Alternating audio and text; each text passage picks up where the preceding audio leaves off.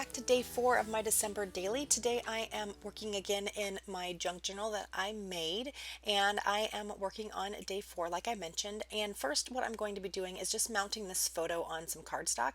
I wanted to kind of break it up from the coffee stained paper that I'm using in this background. And then I'm also going to be putting down this what's it called? Like a vintage doily.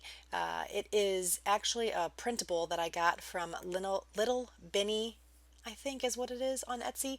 If I remember, I'll put her Etsy shop in the description below. But she has some really, really cute vintage linen printables, and she has two Christmas collections and then she has other collections as well, and they come out really, really well. I think the detail on them is stunning, and it makes it look like you have a doily in your journals, but it's flat and you're not actually cutting any of the fabric up.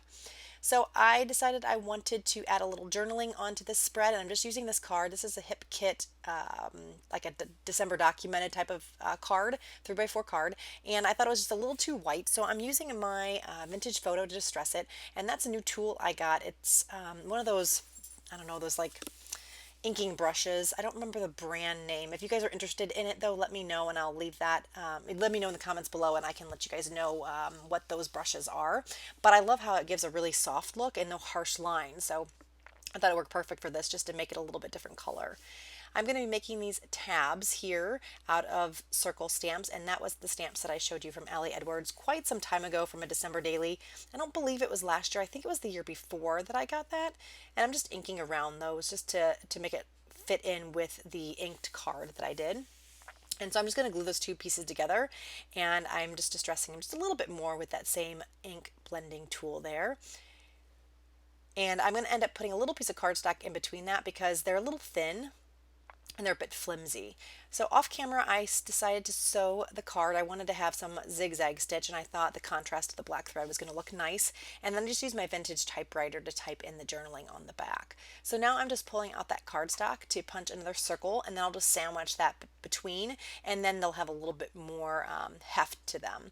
And I'm just using my Scotch tacky glue here on my fine liner bottle to glue these pieces together, and then that's going to slip in and out of that photo, and I'll show you how I'm going to do that here in just a minute. So while I'm doing that, I want to thank you guys so much for joining me. Hope you're enjoying this little series on my YouTube channel. If you have not already, I would love for you to subscribe to my channel. And if you are already subscribed and you would like to get notified when I put videos up, you can click on that little bell next to the subscribe button, and then you get notified when I put videos up on YouTube.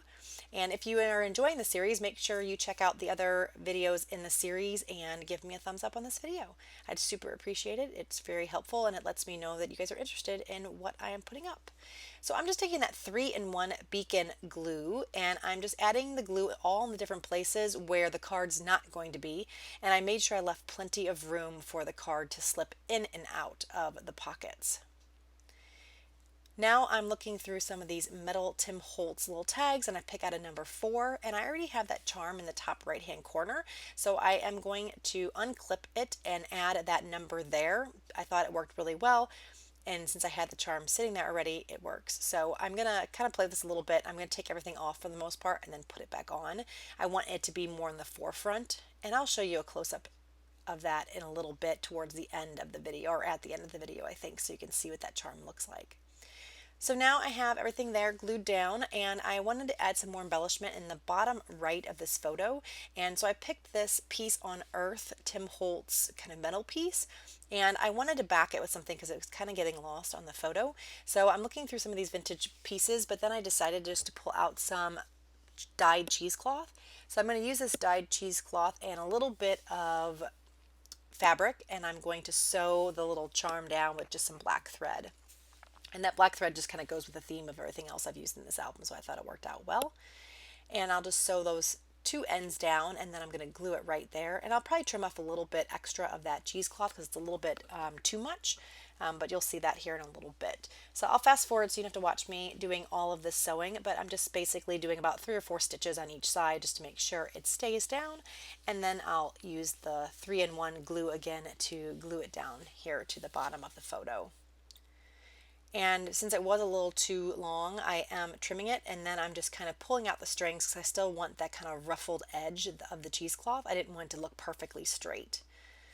So I'm just finagling with that a bit until I get it the way I like it. Once I get this glued down, I am going to slip the tag or the journaling card back in the pocket, and it just seems like it needs a little bit more. So you're going to see me looking through some of the stickers, trying to find something that I can maybe put in that same cluster where that cheesecloth and metal piece is. I'm going to end up going with this little Santa guy, and I figured he could tuck in right there, and then my journaling card can kind of peek out behind him. But since he's a sticker, he's obviously sticky on the back, and I don't want him to be sticking to the journaling card. So what I end up doing is putting him on the back of some cardstock. Now I do have one of those little powder tools that takes off the sticky, but it doesn't seem to take it off completely, and I didn't want any chance of it sticking to that journaling card. So I thought it would just be best to back it, and it's a relatively simple shape to cut out, so it wasn't a big deal.